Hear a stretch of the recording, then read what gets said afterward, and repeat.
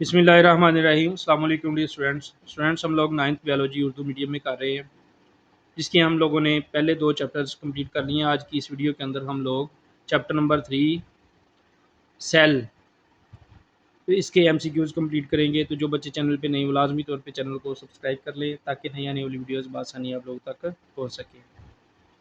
तो students, exercise में पहला क्वेश्चन है 10 झैल सवालात के दुरुस्त जवाबात मुंतखब करें।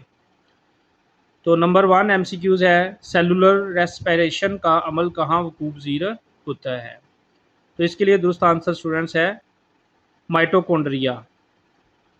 सेलुलर रेस्पिरेशन का अमल माइटोकॉन्ड्रिया में वकूफ़ पज़ीर होता है। Number 2 smooth and plasmic reticulum SER बुनियादी तौर पर किसकी तैयारी में शामिल है। तो ये लेपर्ड्स की तैयारी में शामिल होती है। इसका बे आंसर दुरुस्त है। नंबर 3 राइबोसोम की कीमियाई साख्त क्या है। तो इसका दुरुस्त आंसर है स्टूडेंट्स आरएनए और प्रोटीन।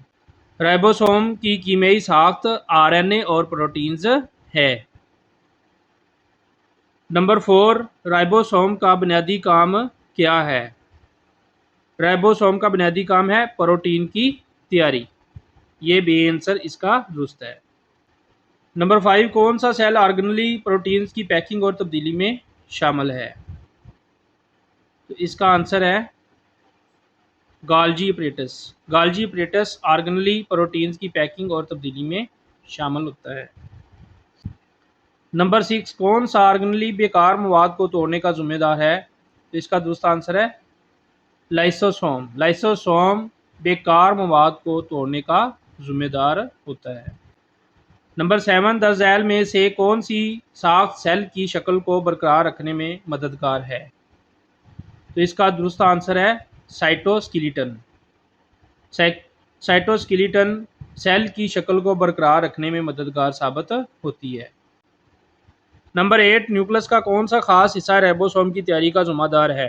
तो इसका बे आंसर दुरुस्त है न्यूक्लियोलस। नंबर 9 न्यूक्लियर पोर्स का अहम काम क्या है।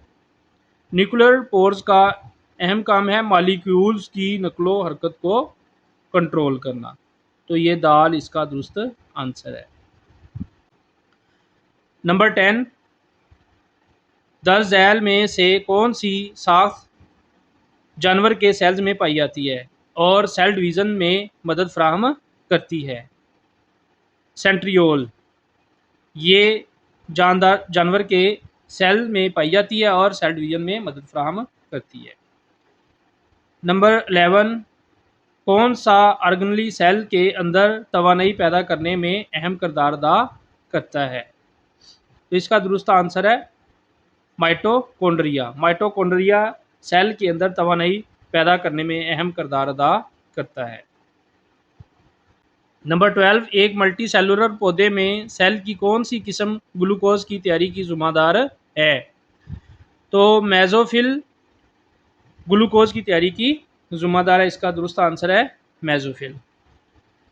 नंबर 13 कौन सा ऑर्गेनली अपनी तादाद दुगना कर सकता है।